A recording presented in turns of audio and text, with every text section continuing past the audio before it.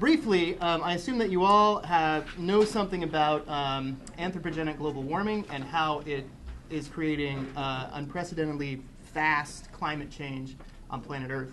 So essentially, climate science has indicated that there are very dramatic and dangerous changes that are happening planet-wide, and that will accelerate by the end of the 21st century, such that if we take no action whatsoever, the Earth is going to be uninhabitable for human beings by the end of this century.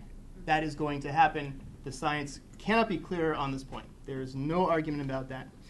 So the community of nations has known about this problem since the 1980s, the late 1980s. How many of you are less than 21 years old or less? Okay, so the UN has been negotiating about this issue since before you were born. All right, that's why the climate talks right now that are going on, they're called COP21. That's it's the Conference of Parties, COP, number 21. Sorry, number 21 since 1992. So here's a brief history of those talks, those UN talks that have gone on. In 1992, there was what was called an Earth Summit in Rio de Janeiro, where the UN Framework Convention on Climate Change met, and they produced this thing called the Kyoto Protocol that was signed by nearly all nations that pledged to stabilize greenhouse gases at a level that would prevent dangerous anthropogenic interference with the climate system. All well and good. That was not finalized. The treaty that was the Kyoto Protocol was not finalized until 5 years later in 1997. And it was finalized in Kyoto, hence Kyoto Protocol. The treaty went into effect in 2005. So 13 years after the protocol was agreed to, that's when it legally went into effect. Nearly all nations have ratified the treaty except the United States. President Bush refused to support ratification of this treaty. He claimed that it would harm the American economy, and he also claimed that it was unfair because it exempted developing nations like India and China from reducing their emissions. So we did not ratify the Kyoto Protocol, and that basically killed it in many observers' eyes. So since the treaty didn't become international law until 2005, all the emissions reductions that some countries were able to put in place were not nearly what was called for in the original treaty. And emissions from the US and China alone during that period of time wiped out all the emission reductions from these other countries. So Kyoto was a first step. It was certainly not sufficient in any way. Flash forward to 2009, about 6 years ago. This is at the in Copenhagen, Denmark, to the Conference of the Parties 15. This was supposed to be the big conference that was going to bring about a global binding treaty that would force all nations to make reductions in greenhouse gas emissions. And there were going to be mechanisms to enforce this, sanctions perhaps, certainly a way to check on the emissions. But this did not happen at Copenhagen in 2009. Many people considered that conference to have ended in failure. The US and China are, again, seen to be sort of the ones that were responsible for that. But Copenhagen did establish a couple of important points. One was that all the nations agreed that warming in the 21st century had to be kept underneath 2 degrees centigrade. Now, we've already hit 1 degree centigrade. That's where we are. That's what we hit this year, was 1 degree, to give you perspective on that. Copenhagen also established what was called the Green Climate Fund, into which developed countries, the rich nations, were to pay billions of dollars a year, up to about $100 billion a year by 2020. And these funds were to go to developing countries to help them pay for the more expensive renewable energy technologies instead of investing in fossil fuels. So as they were developing, fossil fuel infrastructure is still the cheapest type of energy in the world. And so part of the treaty was to try to get the developing countries to not build coal plants, to not build refineries and so on. But they need the extra money to do that. So the developed countries were supposed to pay into a fund, and that has just started to happen, and not at the rate that it was originally agreed to. So things are not looking good so far, right? So flash forward to 2015. Here we are, COP21. Do or die. We have to come out with a binding agreement of some kind that reduces greenhouse gas emissions enough so that we can keep that warming beneath 2 degrees centigrade. although many scientists agree that even 2 degrees centigrade warming could be catastrophic. We don't know. We don't know. So we're really pushing the envelope as it is. Right now,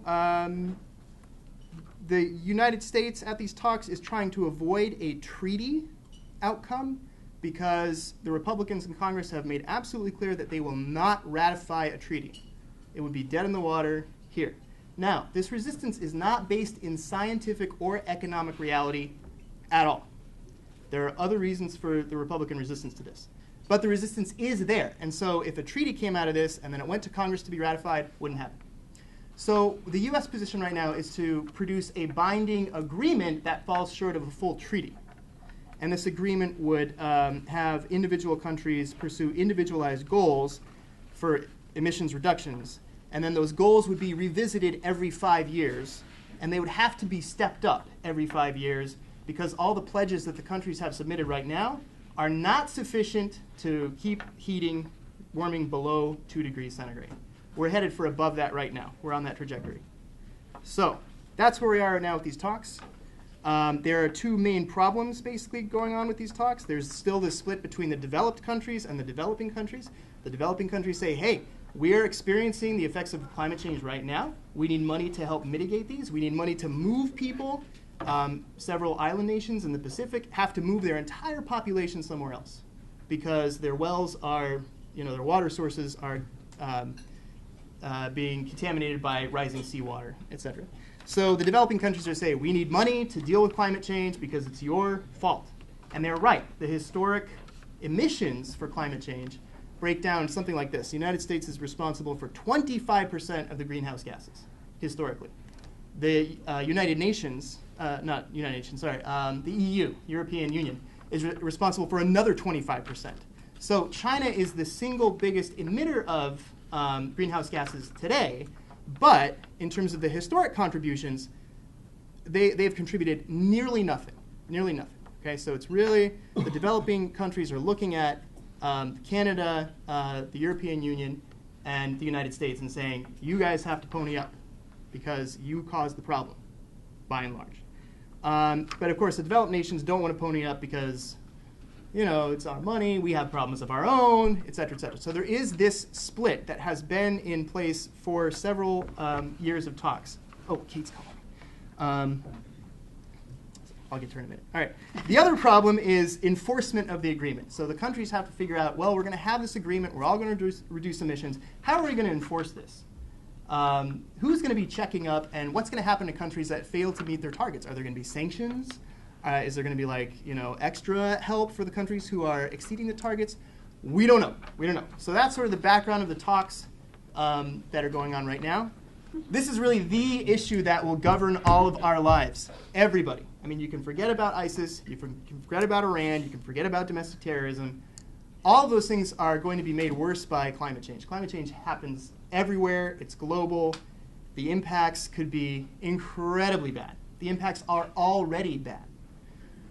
So this is really the point at which we have to ask ourselves as a nation and as a community of nations, are we going to be active about creating the future that we want for ourselves, or are we going to be reactive and simply sort of respond to the chaos, the political chaos, the economic chaos that climate change is bringing and will bring much more of in the future? Okay, so that's where we're at. I'd like to introduce our panelists. These are all esteemed GCC faculty here. So at the end, we've got Buzz Eisenberg. Buzz teaches criminal justice and political science. He's also a human rights lawyer, right? Next to him, we've got Brian Adams, who teaches natural history, freshwater ecology, and he's also an environmental author. You can buy some of his books. And then we have Martha Field, professor of economics and business, teaches environmental economics, among other courses. And finally, over here, we have Ted Johnson, who teaches engineering courses and science courses. And then hopefully joining us online will be Kate Devlin, who is the coordinator of student assessment and also professor of ecology. So first I'd like to hear from Brian Adams on the ecological dimension of these talks and what they mean. So I was very disappointed in President Obama. I had my dream team of climate negotiators. There were 3 individuals I had picked that I thought would represent us very well in the eyes of the world, and Obama did not go to my dream team. The first person on my dream team was very obvious. It was me, and I was, upset, and my ego was damaged. The second, I think, should be equally obvious, and that's the Lorax. This is all you really need to know or read to get a good environmental ethic thing going.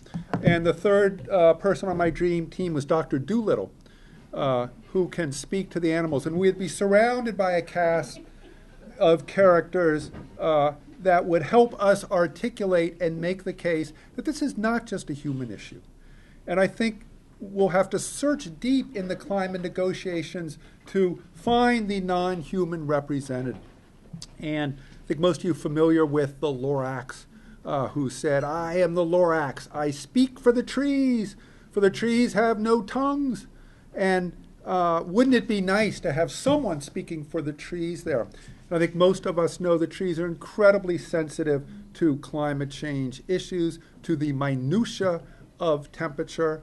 The Lorax would have with him or her, it's a little unclear what the Lorax actually is and how they identify. But we're looking at all over the planet heat-aggravated droughts, salinity issues, really having a major impact on forests. The American Southwest, with our conifers, are being devastated by climate-related, mainly drought issues, but changes as well. The firs, the hemlocks, the pines, pinyon pines in the American Southwest. All over the world, droughts are killing trees. Acacia in Zimbabwe, pine in Greece, cedar in Morocco, eucalyptus in Australia, fir in Turkey, you name it, the planet is being affected. Trees at the sort of end of their range. We live in an ecotone here in New England. We're at the southern end of a number of trees range and the northern end of others. A lot of us are we waving at me or at Kate? Yeah, trying to wave to Kate.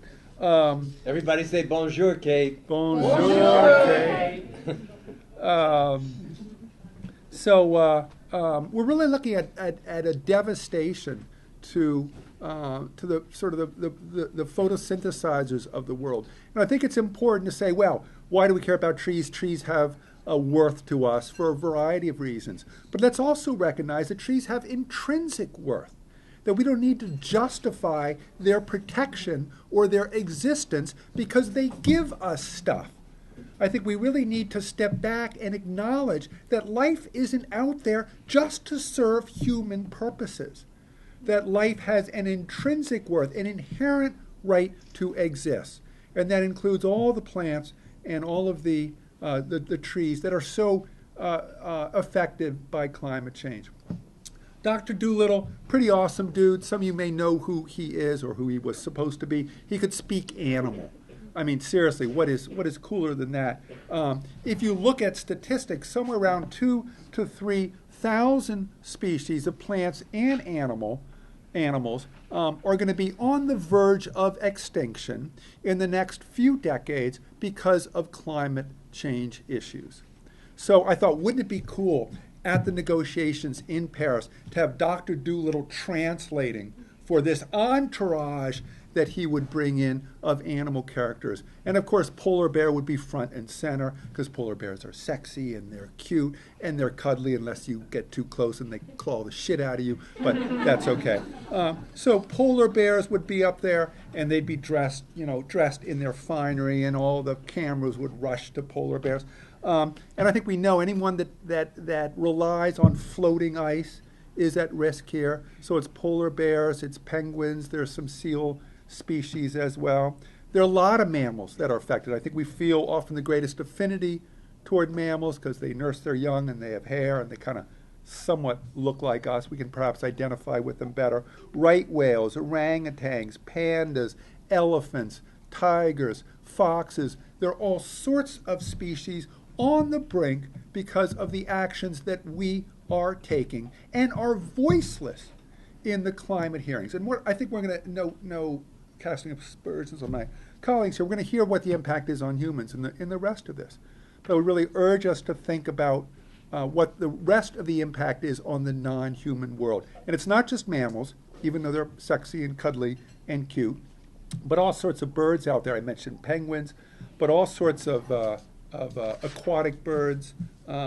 If you're into fish, cold water fish, if you eat salmon, Pacific salmon, the range is just moving on up. We may have no lower 48 salmon, Pacific salmon, as waters move up. Butterflies, anything on the tops of ridge tops, as temperature increases. Alpine butterflies, pikas, a number of small mammals, turtles, sea turtles, you name it, and it is affected. And again, I would just encourage all of us, when thinking about our impact, is to include the non-human impact. And the Lorax said it the best. Unless someone like you cares a whole awful lot, nothing is going to get better. It's not. And this is our time. This is the opportunity. So not now, when, if not at this point in Paris, then where? For us to make our voices heard so that we can stop this madness, this suicide of climate change. Hear, hear. Thank you, Brian. Well,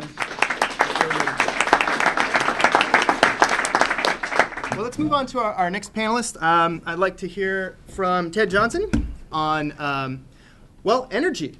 The thing I wanted to address is what should happen. You gave us some questions to lay out, and so I'm going to talk about what should happen and not what will happen necessarily, okay? And the first thing is to recognize exactly what Brian just said.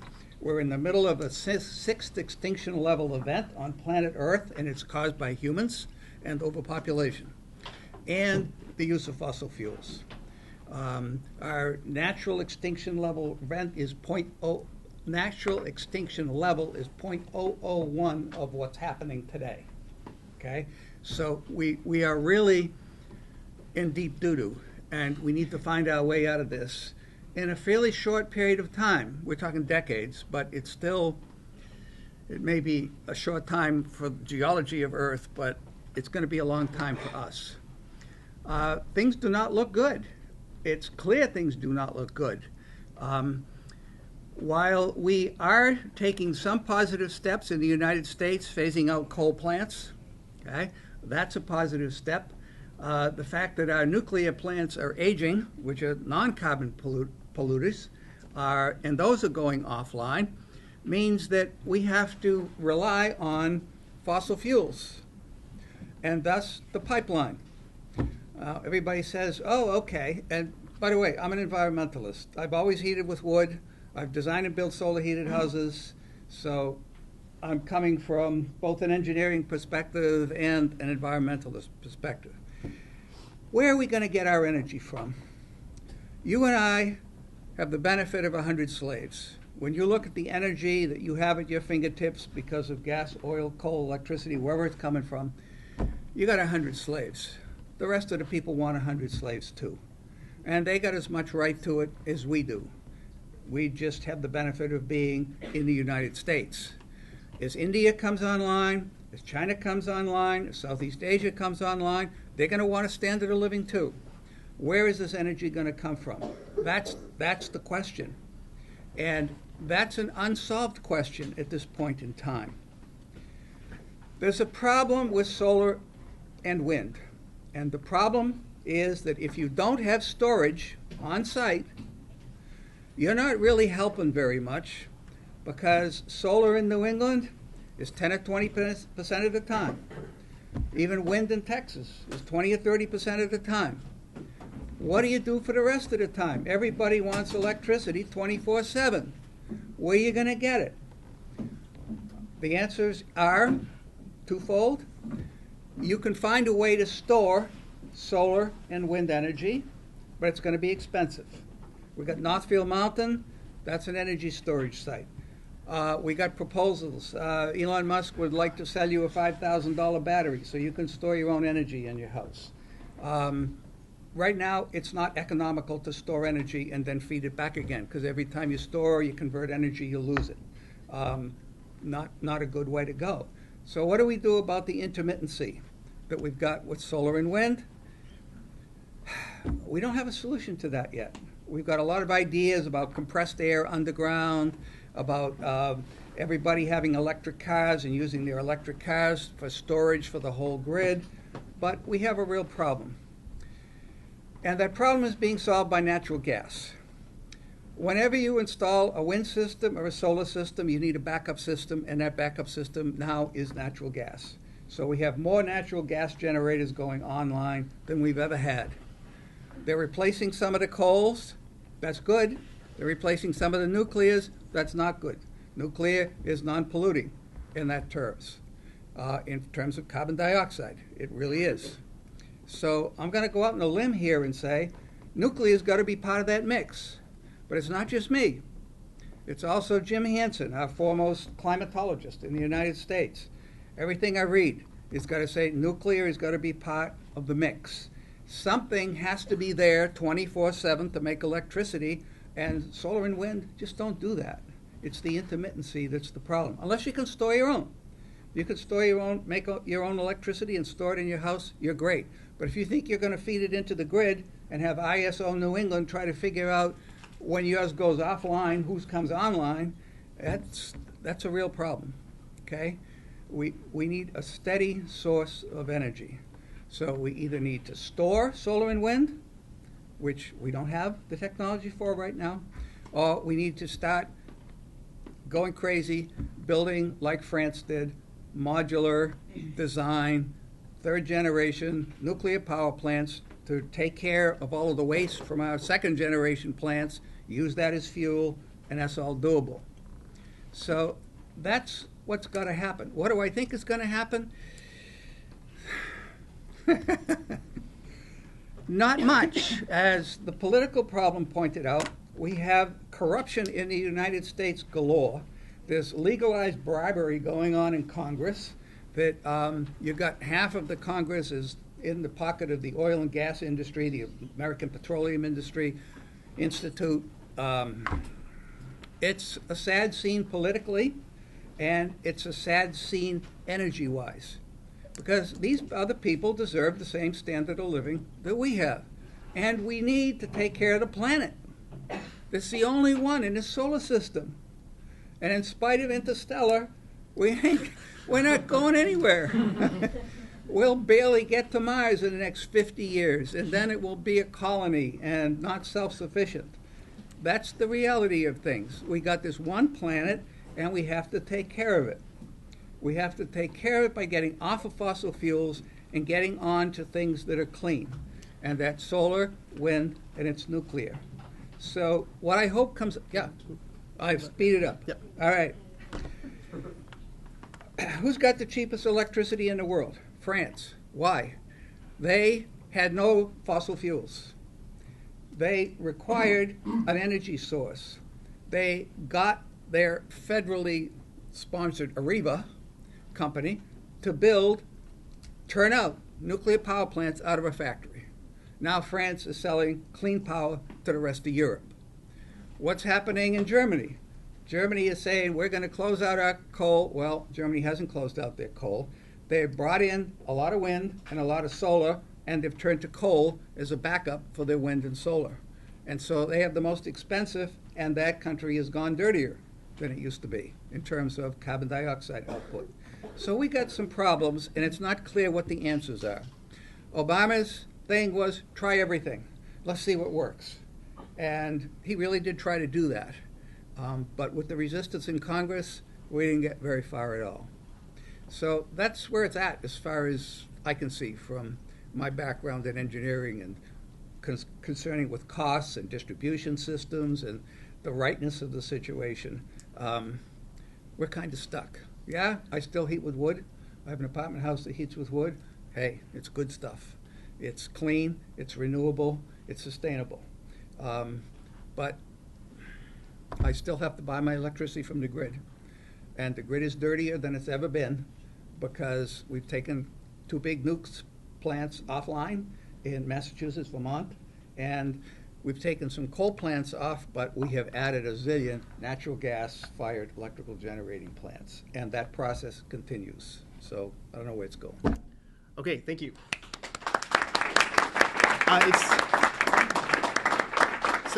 It's worth noting that in the history of the environmental movement that began in the United States and spread globally, there's a very strong anti-nuclear portion of that. But that is shifting with younger generations. And now there are many young environmentalists who adopt the same position as Ted. And there are some, there's a great potential for the use of nuclear energy. Cleaner. Not using these first generation plants like at Fukushima Daiichi or Vermont Yankee was one of the first generation plants. But there's exciting research happening on that front all along. All right, thank you, Ted. I think we're going to move next to Martha Field to talk about economics. Yeah, sure. Brian, I wish I was on the dream team too, so that they would listen to me as well. Picking up, though, on one thing that Brian has said, and that's pretty much the Earth doesn't care. The Earth doesn't care who caused the global warming or what organizations or what countries, and the Earth doesn't care who cleans it up. Just get out there and start doing something. So that's my one factor I want to make. And I'm going to be referring to my notes so I can stay within our timeline a bit, so pardon me. The other factor is, Ted, I agree wholeheartedly with you with changing the energy balance. And I would also say that the answer is out there with you. You're the future. You're the innovation. I'm hoping that there's going to be some energy development solution here that's out there that maybe 10 years from now that we're not even thinking about yet. And that's what we need. We have to use these things that Ted has mentioned to get us there, maybe a decade, but then we really got to move on to the future, things that we haven't even thought about. We weren't thinking 10 years ago we were going to be driving around with electric cars, which are good, except you got to think about where that electricity is coming in. Big difference as to if it's coming here, Vermont, or if it's using nuclear, or if it's coming from West Virginia, because what's West Virginia using to fuel their cars? Coal. Okay.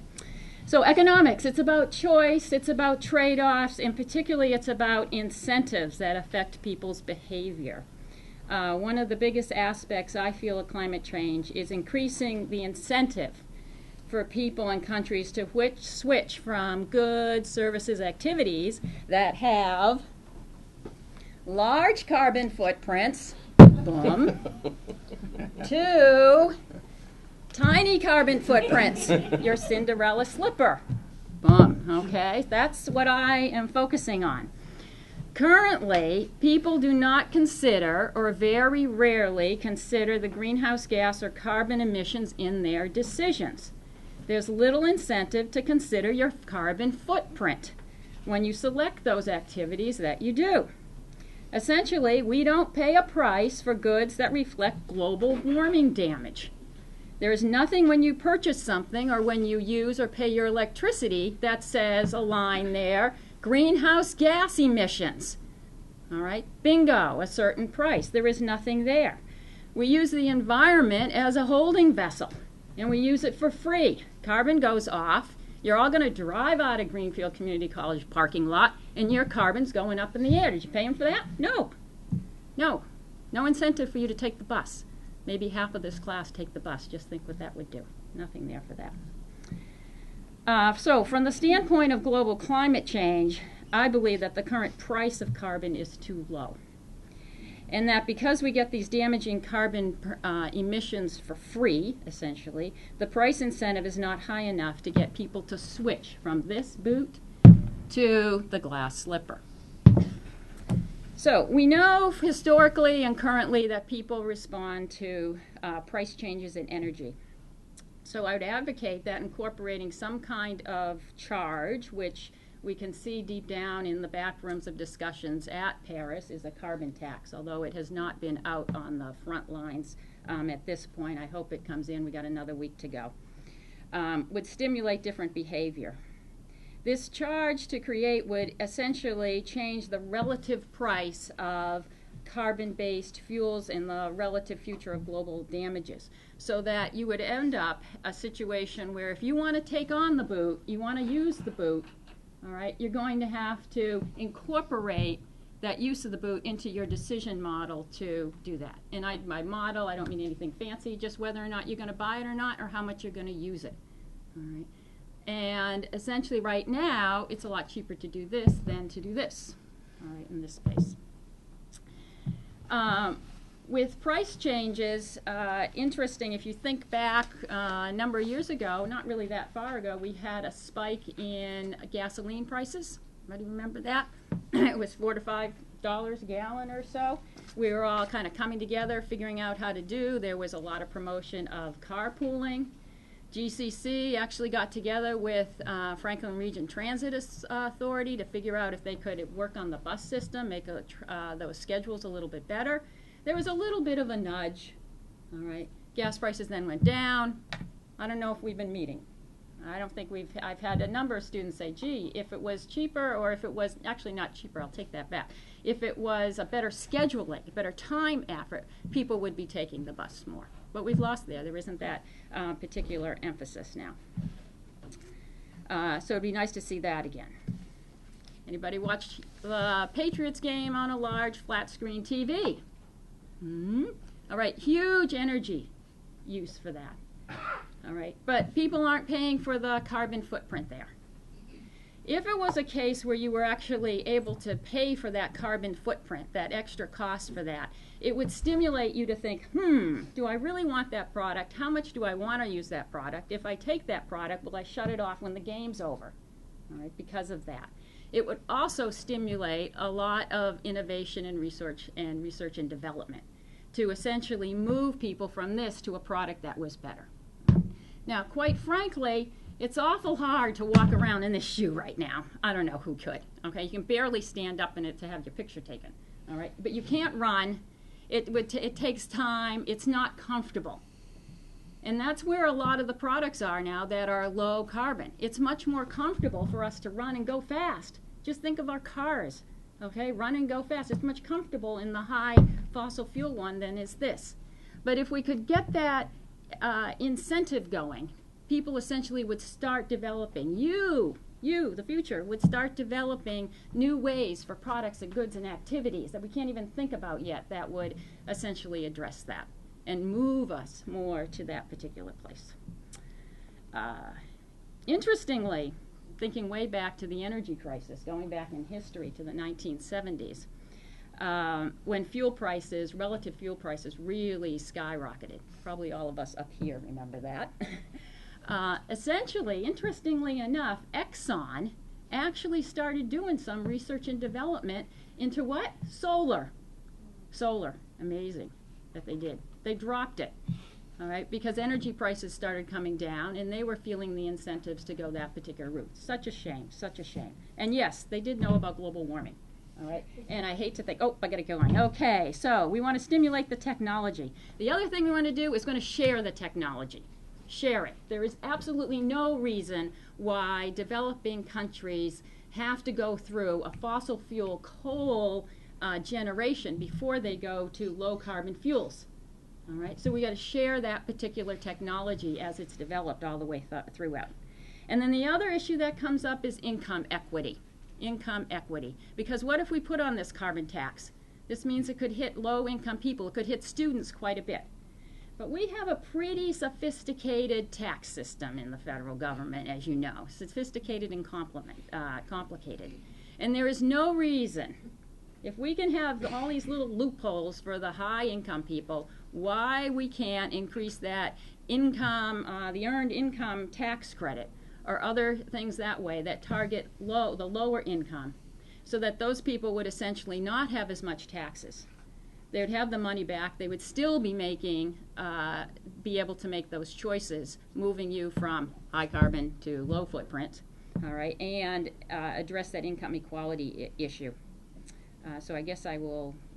The other thing too, the carbon tax will have extra revenue coming in too, which can also help support some of this innovation.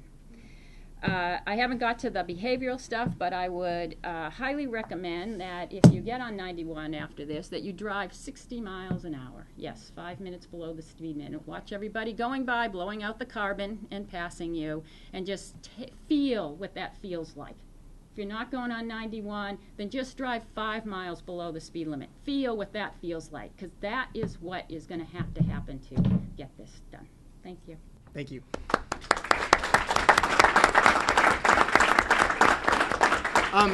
It's worth noting that there have been other proposals besides a carbon tax, because there are a lot of people who kind of balk and shrink away from tax, like tax, for good reasons in some cases. Jim Hansen's tax and Yeah. dividend. So James Hansen, the climatologist that Ted Johnson mentioned, is a proponent of one of these plans where a fee would be charged when you import fossil fuels, and then that fee is simply distributed directly to the citizens of that country where the fossil fuels are coming into. So it's Like revenue my neutral. Social Security number. Yeah, it's not, and this is what happens in Alaska. If you live in Alaska, you get a disbursement from the state for, a certain percentage of the fossil fuels that they sell there. So that's a revenue neutral solution that is also out there.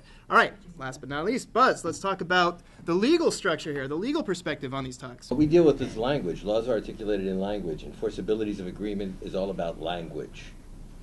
And the language in the international arena, in the agreement arena, has been watered down because common usage, how most language, we inartfully use language, and nowhere is that clearer than in the arena of international agreements. So I'm going to talk an animal.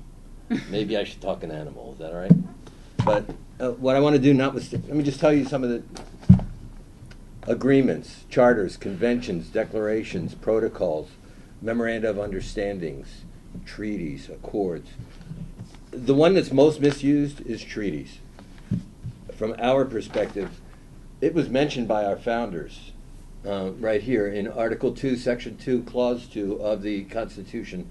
The President shall have power by and with the advice and consent of the Senate, not Congress, the Senate, to make treaties, provided 2/3 of the senators present concur.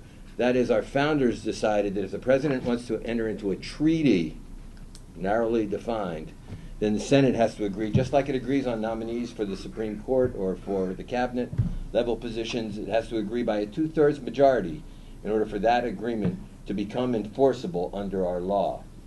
Otherwise, the other category that I want to speak to is executive agreements.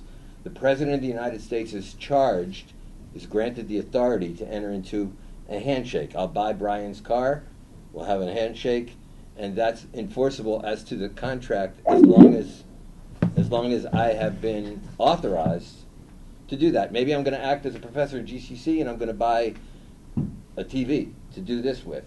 If I have the authority to do it, that's an enforceable contract. If I don't have the authority, it's unenforceable. The problem with executive agreements is the next president comes, the next president has the equal amount of authority to say, you can't bind me, former president, and can ignore that executive agreement, can repeal it or rescind it, and a lot of other language that we use to describe that.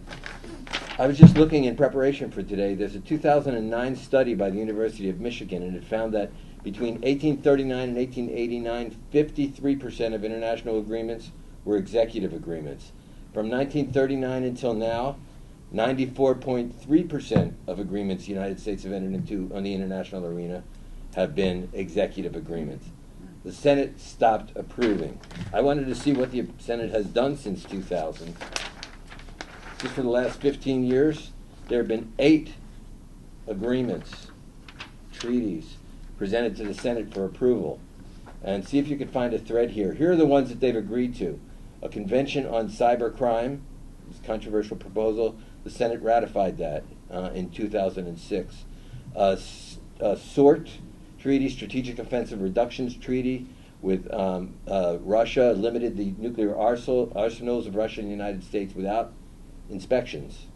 That the Senate agreed to in 2002. In 2005, the Dominican Republic Central America Free Trade Agreement and our role in it was agreed to by the Senate.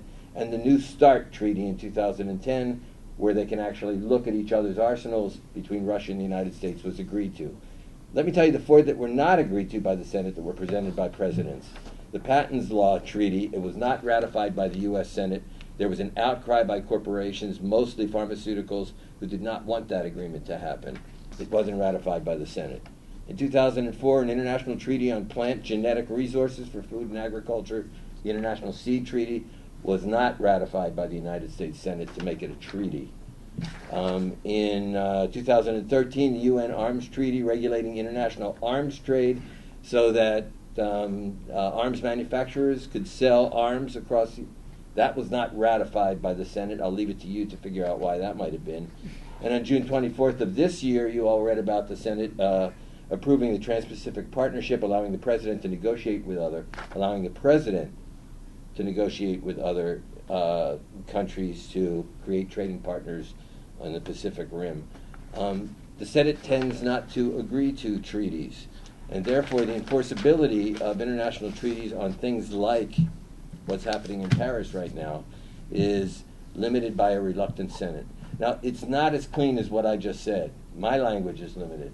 Congress can pass laws that have the force of law, even if they're in international waters, or an import-export tax. There might be a treaty that the United States has regarding import and export. Congress as a whole, as the lawmaking function of the United States, as long as the president signs that bill once it's passed by both chambers, can put an extra export tax even above a treaty because Congress has the power to do that. The moral of the story is complicated. Just like these guys are all great educators because they take the complex, they boil it down to some punchy, important, they simplify it for us so we can understand it. And it's impossible to talk about everything that they know as specialists in their disciplines. And similarly, it's impossible for me to talk about everything I know, except that it seems like money always interferes with an attempt on the international level for the United States to engage in what we know is globally sensible for us to do.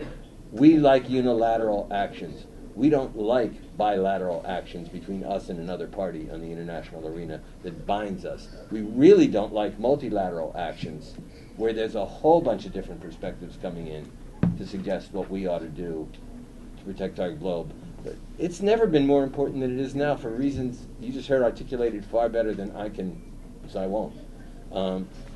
But the truth is our legislators have to understand that what we want is for them to bind us to enforceable agreements for long-term strategies that prevent the damage that we know is happening to our planet, to us, to our animals and our trees. So the best that I can do is just say enforceability depends on whether or not we, in what's supposed to be a representative democracy, they're supposed to represent our views. We have to make ourselves heard, or else enforceability is just a dream that's never going to happen.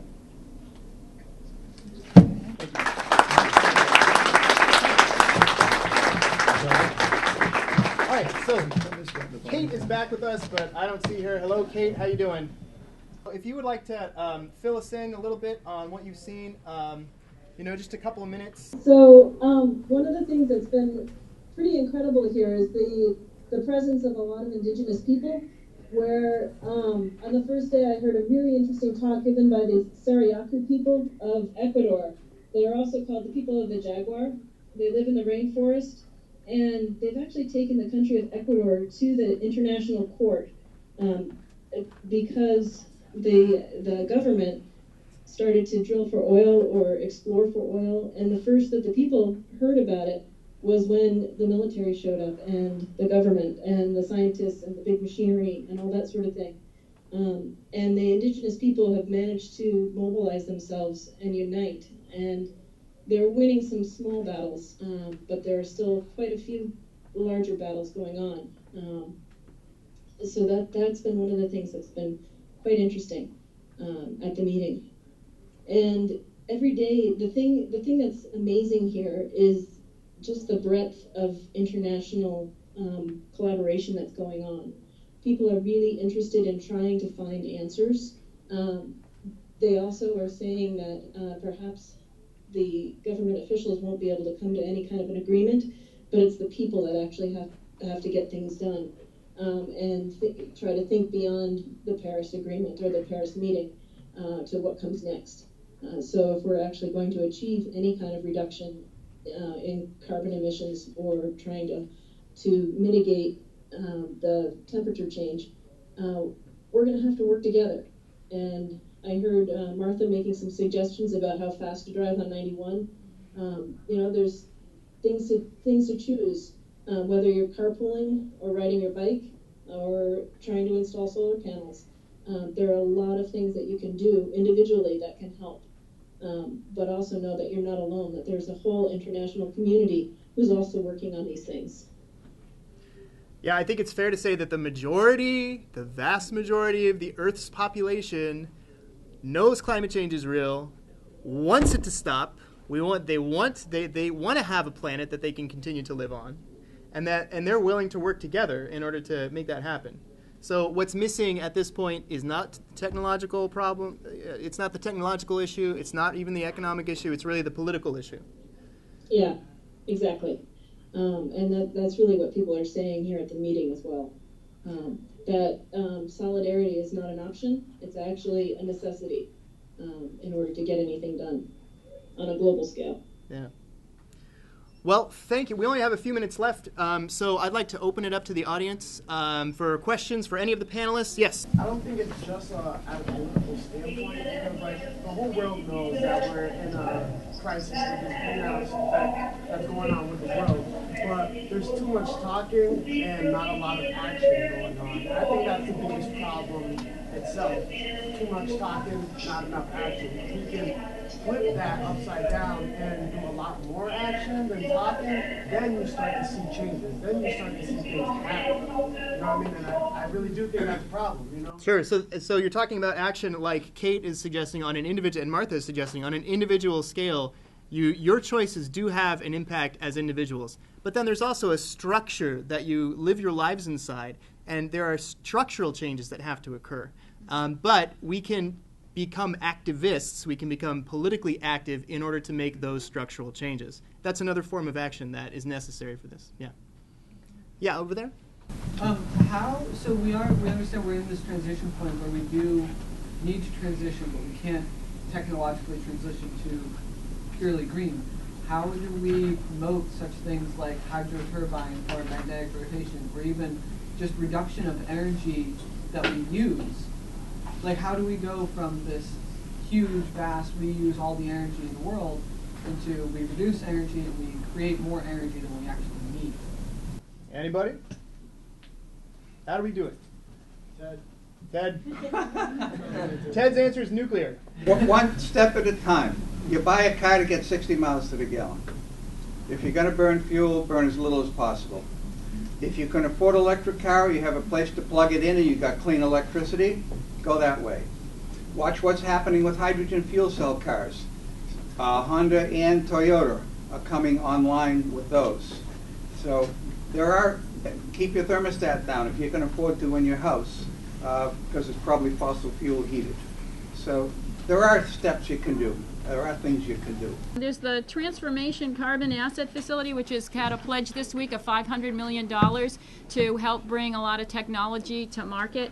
And also there's $250 million that's been pledged from some private sources, including the Bill and Melinda Gates Foundation, to bring these technologies. So a piece of it is us consumers really getting the message out there that we want those kinds of products. We're not going to stand for having the big boots. Yeah, consumers have power. Right? When you buy, every dollar is a vote. So think about that. Yeah. I had a question about nuclear energy in particular, because I went to a high school where we did a project on nuclear energy, and a lot of it was how can we get off of nuclear energy. And so my question, my concerns with nuclear is the waste. And do these third generations take into account that waste? Also, the thing about Yankee, they were heating the water, which was causing certain organisms in that river because they were using the water to cool it. I know that was a first gen. I don't know what third gen are like. Water. But, All power plants heat water. They have to. Okay. You can't get away from it. The way we make electricity is make steam. Then you got to condense that water back into water again to run through your turbine. Okay. So that's a no-brainer. Is there a way to do that without hurting the environment? Everything hurts the environment. Okay. There's no free lunch. Okay. Everything you do, for any technology, there's a downside. You got to balance out the goods and the bads and find a way that works for everything. That's the goal. As far as your concerns about nuclear radiation, no human being in the United States has had their life shortened or ended by nuclear power. You get more nuclear radiation from a coal-powered plant that spews out into the air. Well, what about The waste gets reused. It does. Yes, you can, in the next generation of power plants, take all the waste from the old power plants and use them. What about waste produced by these new ones? Can that be reused by That themselves? can be reused too. Okay. Yes, we had a system back in the 60s up and running in Idaho to actually do that, and it worked. Is this the lifter, the Yeah. floored thorium reactor? Yeah. Yeah. So one quick comment on that. Every dollar that we spend on an energy source is a dollar that we do not spend on another energy source.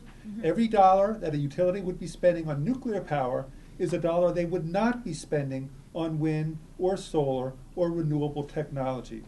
Massachusetts Sierra Club, through University of California study, looked at how can we be fossil fuel and nuclear free by 2050. And it's a reasonably easy thing for us to do. We have this incredible offshore wind potential off of the northeast coast. I mean, it's just an amazing ability to generate power.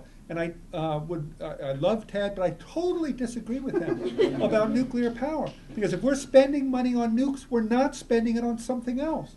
And at this point, we have a lot of money that we could be spending on that something else. One quick rant for just one more second. The Kinder Morgan pipeline, $5 billion. Okay, $5 billion pipeline, and it'll probably be a lot more than that because we know what estimates are. What can we get for $5 billion? Okay, if we're installing photovoltaics at $3 an installed watt, which is not unreasonable, that's 333,333 houses in the Commonwealth with 5 kilowatts of PV on it for what we could get from a $5 billion pipeline. So we're making choices. It's all about choices. One more thing of what we can do is vote, vote, vote, vote. We may say we don't have choices when it comes. We do. Look at the difference between the Republicans and the Democrats on this issue. Okay, we're voting in, is it April, Super Tuesday, whenever we vote for our presidential stuff. If you're not registered, register.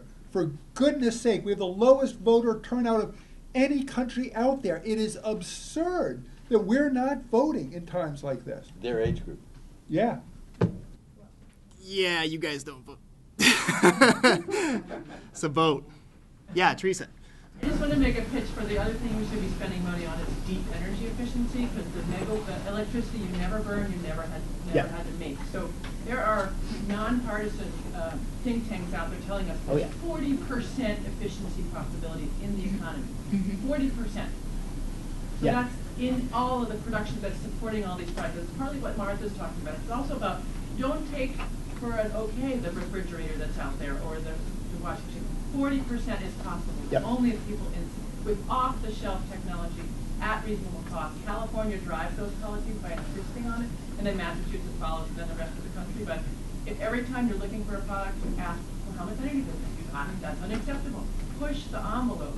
The possibilities and the repercussions are fantastic, all the way up and down the income scale as products become more efficient. So good point. It's deep efficiency that 40% would be. We don't need more power. Yeah, and like Teresa said, that is nonpartisan because it's like you're not buying extra energy. Like, who doesn't want to save a buck? There you go. So energy efficiency is big. All right, well, we are out of time for the use of this room. I have to go. But if any of the panelists would like to stay for a little while and continue the conversation with any of you that would like to stay, that can happen. Thank you so much for attending today.